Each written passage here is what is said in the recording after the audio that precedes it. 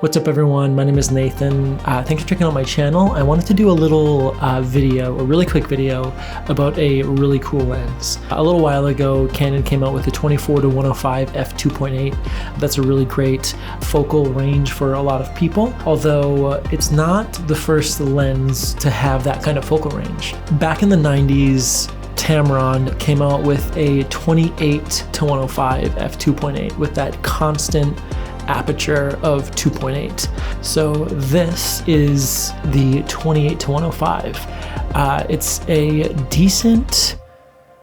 decently sized lens. It's not small, but it has that focal range and it does have autofocus, which I think is huge. Also, it's not the sharpest lens in the world, but I kind of like that. It adds a little bit of uniqueness that you don't get with a lot of lenses. The bokeh is, I would say, almost kind of creamy. It's really nice bokeh.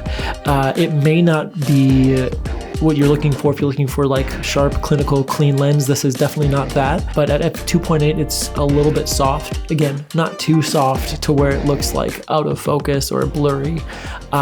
It's a nice softness, enough so that I don't necessarily have to add a Pro Mist filter on it.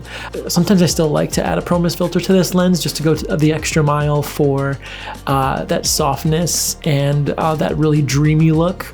I found this lens on eBay for about 250 bucks, but it was the second one that I found. Luckily, the first one that I found, I was able to return, but the first one I found had fungus in it and it just wasn't usable. I did clean it up a little bit to get it a little bit sharper, took the whole thing apart and put it back together successfully. It still worked after, but it just wasn't sharp enough. Like, it just wasn't usable. I couldn't use it. So be careful when you're out there looking for this lens. And there's really not a lot out there anymore, but if you can find it, I would say pick it up. It's definitely worth the money in my opinion.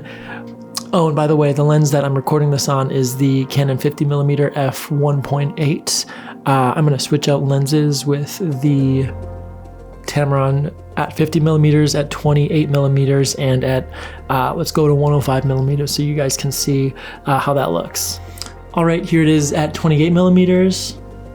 And here it is at 50mm, and again, it's gonna look a little bit different than the lens I had it at before because I was shooting at f1.8 and this is at f2.8, but you can still get the general gist of how that will look.